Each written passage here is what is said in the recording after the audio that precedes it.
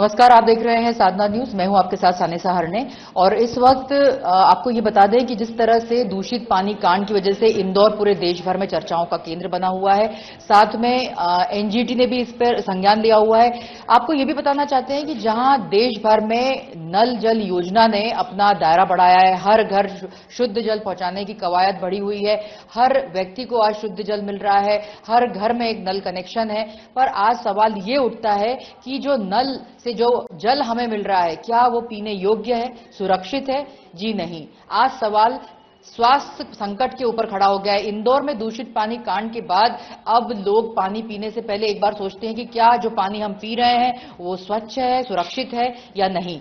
तो इसी बात को लेकर आज हमने ये तैयारी की थी कि किस तरह से एनजीटी ने इस पर संज्ञान लिया है। जिस तरह से अवैध कटाई चल रही है, चाहे अयोध्या बाईपास की बात करो, अरावली पहाड़ियों की बात करो, पूरे देश भर में खनन की वजह से, शहरीकरण की वजह से, कई चीजों की वजह से, लोगों के इग्नोरेंस की वजह से पेड़ों की कटाई अंधाधुंध हो रही है। लोग अवैध कॉलोनियां बना रहे हैं, सरकार भी इस पर संज्ञान ले रही है, पर कहीं ना कहीं एनजीटी का रोल भी इसमें बहुत बड़ा है। आए दिन एनजीटी अपने वक्तव्य इसके ऊपर देता रहता है। तो इसीलिए आज हमने बात करने जा रहे हैं। आज हम प्रशांत एम हरणे जी से, जो कि स्थायी अधिवक्ता है मध्य प्रदेश शासन में और एनजीटी के सदस्य भी हैं। तो चलिए उनसे बात करते हैं। और इस वक्त हमारे साथ बहुत ही खास मेहमान जुड़े हुए हैं। हम बात कर रहे हैं प्रशांत एम हरणे जी की, जो कि स्थायी अधिवक्ता मध्य प्रदेश शासन, साथ में राष्ट्रीय हरित प्राधिकरण एनजीटी में सेंट्रल जोनल बेंच भोपाल से संबंधित हैं। और उनसे अवैध कटाई जो सरकार में, जिस तरह से आप देख रहे होंगे कि लगातार पर्यावरण को नुकसान पहुंच रहा है, पेड़ों की कटाई हो रही है, साथ में दूषित पानी की समस्या आप देख रहे होंगे।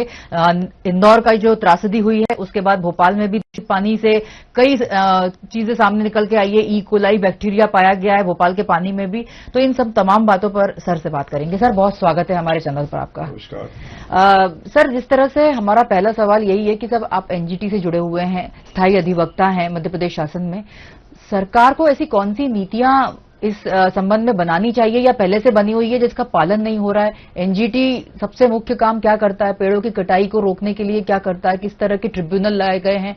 और दूषित पानी को लेकर भी एनजीटी का क्या रोल है? देखिए, जहां तक पेड़ों की कटाई का सवाल है, तो सस्टेनेबल डेवलपमेंट तो होना चाहिए। इससे बात से कोई इनकार नहीं कर सकता। और सस्टेनेबल डेवलपमेंट जब होगा तो जैसे सड़क का चौड़ीकरण होना है, वो पेड़ आ रहा है मार्ग में तो उसको हटाना पड़ेगा। तो उसके लिए नियम है।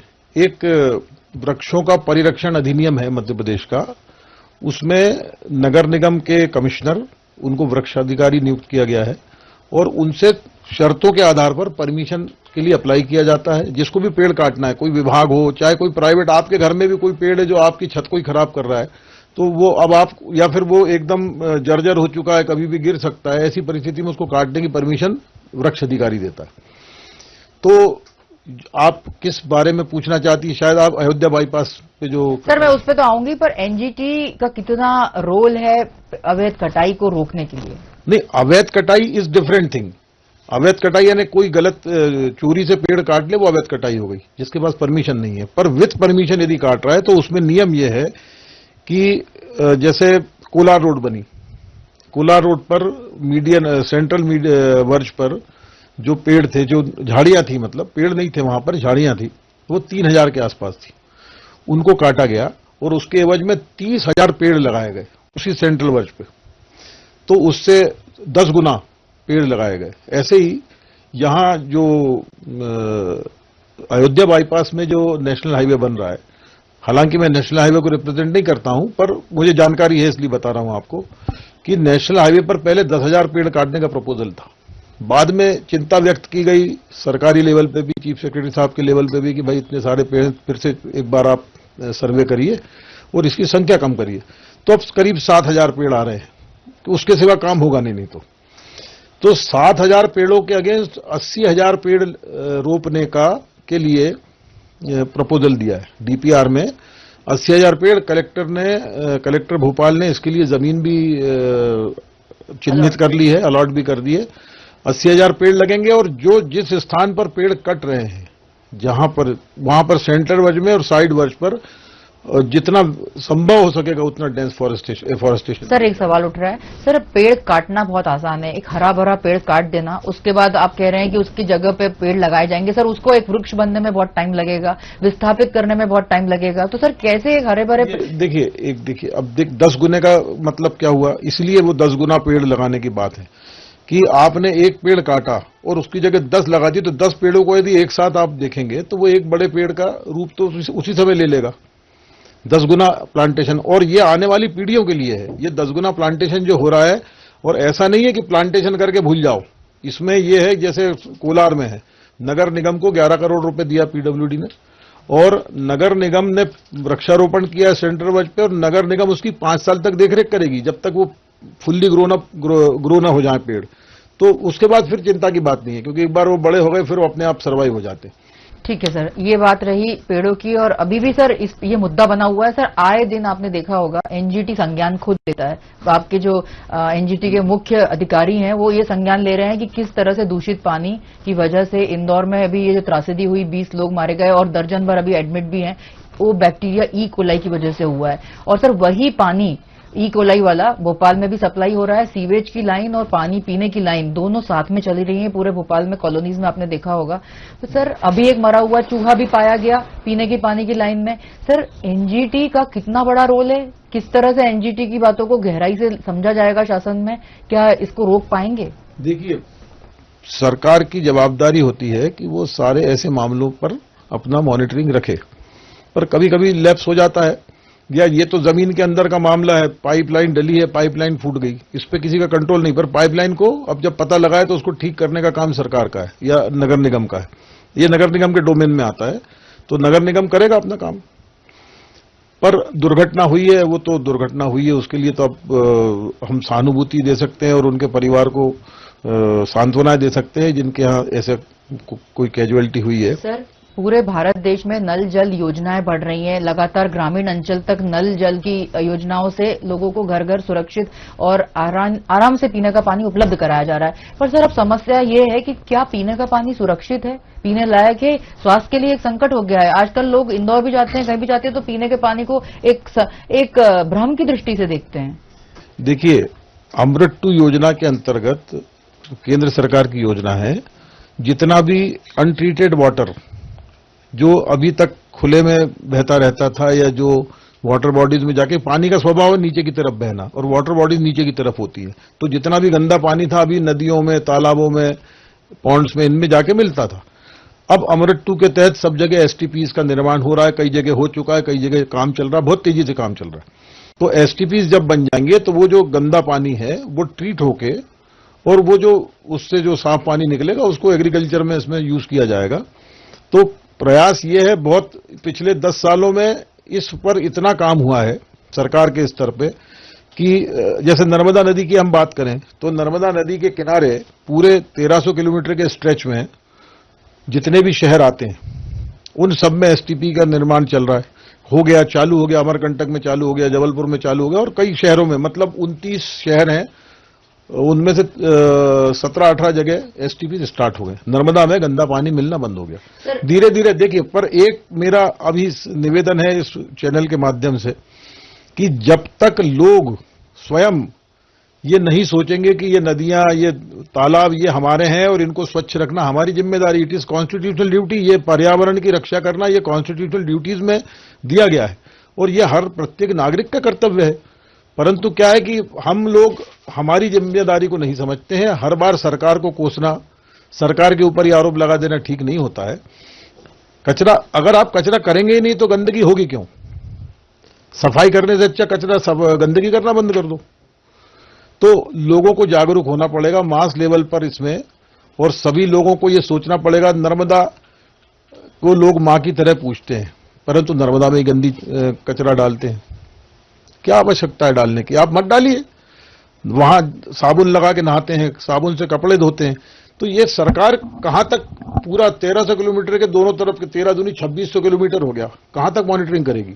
सर एक सवाल और, सर आम नागरिकों के लिए एनजीटी आज पहुंच के माध्यम से दूर है, एनजीटी नहीं पहुंच पाता है, ग्रामीण अंचल का आदमी नहीं पहुंच पा रहा है, आम आदमी के पास भी एनजीटी तक पहुंचने के लिए उतने साधन उपलब्ध नहीं है। क्या जन सुनवाई, लोक सुनवाई के लिए एक एनजीटी को इस तरह से एक कार्यशाला या कह सकते हैं जन सुनवाई टाइप कुछ करना नहीं चाहिए जिससे कि लोगों में अवेयरनेस फैले?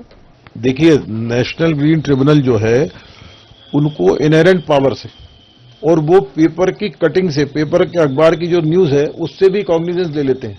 अखबार में जैसे आपको याद होगा कि हरदा में पटाखा फैक्ट्री में ब्लास्ट हुआ, तो न्यायालय ने, माननीय ट्रिब्यूनल ने उसी दिन उसका कॉग्निजेंस लिया और उसी दिन इंटरिम कंपनसेशन का ऑर्डर कर, सेम डे, मतलब सुबह की घटना हुई, 2 बजे कोर्ट बैठती, उस समय ऑर्डर कर दिया। तो उसमें कॉग्निजेंस लेती है। लेटर पिटीशन, आपने कुछ देखा, आपने देखा कहीं वायलेशन हो रहा है, पर्यावरण की हानि हो रही है, आपने एक पत्र बना करके एनजीटी के रजिस्ट्रार को यदि भेज दिया तो कोर्ट को लगता है कि इसमें मेरिट से कोर्ट कॉग्निजेंस लेगी, नोटिस कर देगी। तो उनको इनहेरेंट पावर्स हैं और they can pass any order, the tribunal can pass any order to prevent the violation को रोकने के लिए वो कोई भी, उनको असीमित शक्तियां हैं। पर सर आम आदमी नेशनल ग्रीन ट्रिब्यूनल तक कैसे पहुंचे, ग्रामीण अंचल का आदमी वहां तक कैसे पहुंचे? अब ये प्रश्न थोड़ा सा कठिन है, क्योंकि जागरूकता जब तक नहीं आएगी तब तक, अगर कोई नहीं पहुंचेगा तो फिर कैसे पता लगेगा? पहुंचना तो चाहिए। लोग आते हैं, अभी आ रहे हैं, ग्रामीण अंचल से भी लोग आते हैं, ऐसा नहीं है कि नहीं आते हैं। और जहां नदी है, तालाब है, बड़े पॉन्ड्स हैं, वेटलैंड्स हैं, वहां से लोग आते हैं, आ रहे हैं, और धीरे धीरे जागरूकता बढ़ेगी, लोग आएंगे, अप्रोच करेंगे। और सरकार की भी जवाबदारी बनती, मैं स्वीकार करता हूं। सरकार की ओर से पूरे प्रयास किए जाते हैं कि ऐसा कुछ गड़बड़ ना हो, पर फिर भी अगर कुछ होता है तो हम उसको रेक्टिफाई भी करते हैं, कोर्ट डायरेक्शन देती है, हम उसका पालन भी करते हैं। सर सरकारी परियोजनाएं ही सर कहीं ना कहीं जो परियोजनाएं हैं वही एनजीटी का उल्लंघन करती हुई दिखाई दे रही हैं सर? नहीं, ऐसी तो कोई परियोजना मुझे समझ में नहीं आएगी। परियोजनाएं तो बहुत साइंटिफिकली, वो जो डीपीआर जो बनती है वो साइंटिफिकली बनती है, मतलब बहुत एक्सपर्ट लोगों के द्वारा बनाई जाती है और उसके हिसाब से काम होता है, तो उसमें कोई गुंजाइश नहीं है आपको बाहर जाने की। तो उसका वायलेशन करने के लिए थोड़ी, वो तो जो एनवायरमेंटल लॉज हैं उनका पालन हो, इसलिए ये योजनाएं बनाई गई। Sir green tribunal, national green tribunal अभी फिलहाल बहुत लेटेस्ट, ये हर आए दिन की बात है कि वो प्रदूषण, पानी पीने का जो है दूषित पानी, उसके ऊपर काफी संज्ञान ले रही है। हर आए दिन न्यूज़पेपर में देखिए, आप टीवी चैनल्स में देखिए, एनजीटी ये कह रही है कि इसको दूर करना ही पड़ेगा और उसी पे खुद संज्ञान ले रही है।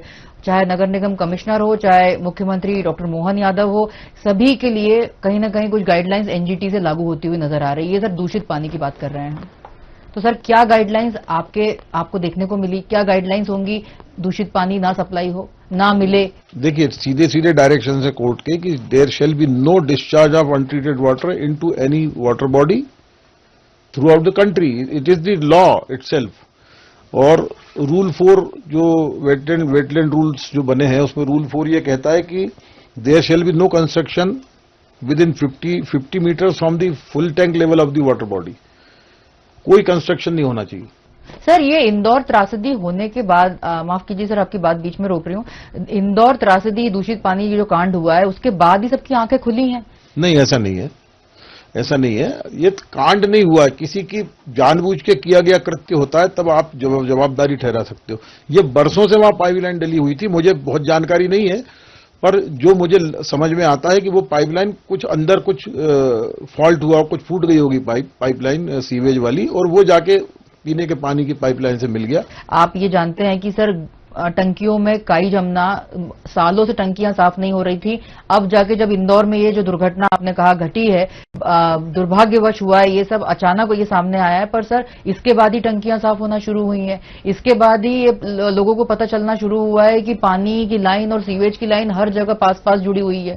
सर ये पहले से जब ये लाइनें जुड़ी तो सरकार का फर्ज नहीं बनता है कि इसको अलग अलग इसकी सेपरेट व्यवस्था की जाए? ये प्रश्न तो सरकार से पूछना चाहिए आपको। मैं तो सरकार को रिप्रेजेंट करता हूं कोर्ट में, तो जो जानकारी सरकार की तरफ से आती है वो जानकारी मैं कंपाइल करके कोर्ट में प्रस्तुत करता हूं। पर ये टंकियां साफ क्यों नहीं होती, इसकी जवाबदार नगर निगम है, तो टंकी यदि साफ नहीं हो रही तो लोगों को उसकी शिकायत करना चाहिए, अपना इशू रेज करना चाहिए। तो वो अगर उसके बाद वो कार्यवाही नहीं करती तो फिर एनजीटी आ सकते हैं।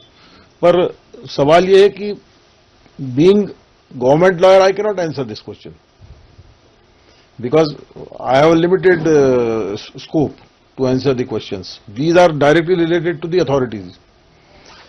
ठीक है सर, अब ये बताइए, आखिरी सवाल है ये कि भोपाल में भी इंदौर से सबक लेके अब दूषित पानी को जो ई कोलाई बैक्टीरिया उसको ट्रीट करने के लिए काफी जद्दोजहद दिख रही है और जगह जगह ये भी सामने आया है कि भोपाल में कई सालों से दूषित पानी लोग पी रहे थे, वो तो इंदौर के बाद आंखें खुली कि अब उसको ट्रीट किया जा रहा है, कहीं फूटी है या कहीं कुछ लीकेज है तो उसको ठीक किया जा रहा है।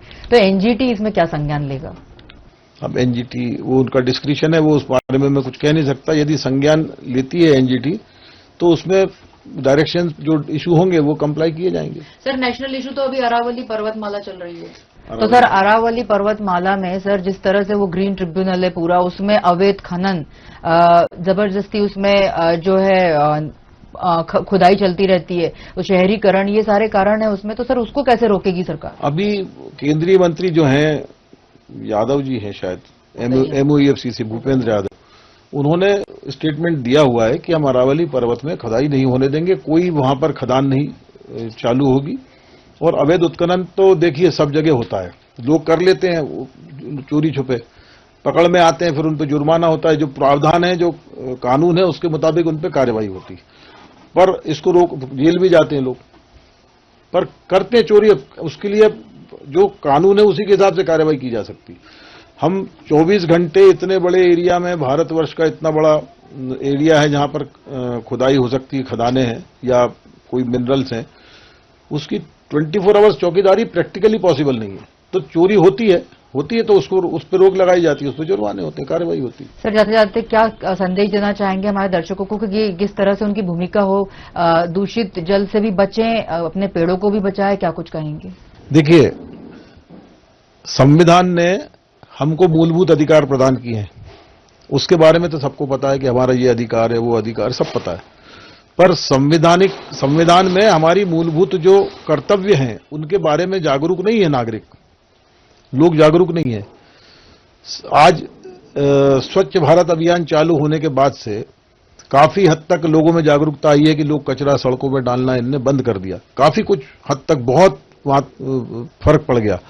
अदरवाइज 10 साल पहले हम देखते थे कि सड़कों पे कचरा पड़ा हुआ कोई ध्यान नहीं देता था। अभी नगर पालिका, नगर निगम, वो जो कंपटीशन चलता है स्वच्छ नगर स्वच्छ वाला, जिसमें इंदौर फर्स्ट आता है, भोपाल सेकंड आता है, तो वे कंपटीशन की भावना पैदा करती, तो उसमें वो कर्मचारी और जो अधिकारी हैं वो भी बहुत अच्छे से काम करते हैं और सफाई की व्यवस्था आपको दिखती है। तो धीरे धीरे जागरूकता आएगी, और जब तक लोगों में जागरूकता नहीं आएगी, जब तक लोग स्वयं अपना संवैधानिक कर्तव्य मार्गन पर्यावरण को बचाने का प्रयास नहीं करेंगे, इसमें नतीजे जल्दी नहीं आएंगे। जल्दी नतीजा चाहिए, सबको जागना पड़ेगा, ये मेरा उसमें। सर बहुत धन्यवाद हमसे जुड़ने के लिए, अपना कीमती समय देने। आपका भी बहुत धन्यवाद। ये थे प्रशांत हरणे, जो कि स्थायी अधिवक्ता हैं एनजीटी में। आपको बता दें कि मध्य प्रदेश शासन में, और उन्होंने ये भी बताया कि जितने मुद्दे हमने बात करी उसमें यही जानकारी सामने मोटे तौर पर निकल कर आ रही है कि हर आदमी का संकल्प लेना बहुत जरूरी है। हर आदमी का फर्ज बनता है कि अपनी प्रकृति से प्रेम करे, अपने प्रकृति को दोहन से बचाए, अपने प्रकृति को खनन से बचाए, उसको स्वच्छ रखे। तो ओवरऑल ये जिम्मेदारी हर नागरिक की है, देश के हर नागरिक की। चाहे सिर्फ बात इंदौर की त्रासदी की नहीं है, चाहे सिर्फ पेड़ों की कटाई की नहीं है, इसमें हम सभी की भूमिका है। सरकार के साथ मिलकर हर आदमी को ये संकल्प लेना होगा कि हम अपनी प्रकृति ने जो हमें देन दी है उसे कैसे बचा सकते हैं। तो फिलहाल इतना ही, दीजिए इजाजत, नमस्कार।